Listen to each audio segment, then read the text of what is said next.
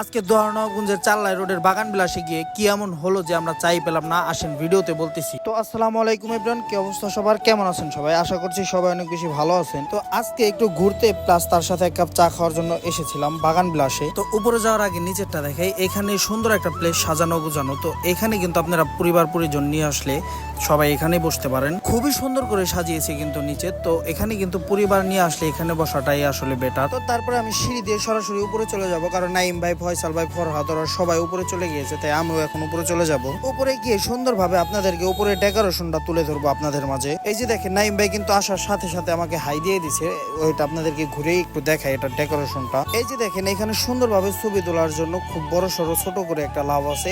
তার পিছনে কিন্তু আবার লেখা আছে বাগান বিলাস, তো এখানকার নাম উল্লেখ করা আছে। তো রাস্তার সাইডে বসে দুই তলায় আপনারা বসে বসে এখানে চাইনিজ আইটেম খাইতে পারবেন। এখানে হিউজ পরিমাণ চাইনিজ আইটেম আছে। তো এই দিকটা কিন্তু খুবই সুন্দর লাগে, এখানে বসে চাইনিজ আইটেম খাওয়ার সময় কিন্তু ভিউটা দেখতে পারবেন। ভিউ বলতে রাতে এত ওরকম ভিউ থাকে না, এদিক দিয়ে গাড়ি ঘোড়া চলাচল করবে, তখন আপনারা এইগুলা দেখতে পারবেন, খুবই ভালো লাগবে আর কি। তারপরে এইদিকে দেখেন কুড়ে ঘরের মতো একটা জিনিস বানিয়ে রেখেছে, এখানে সবাই ছবি তুলতেছে।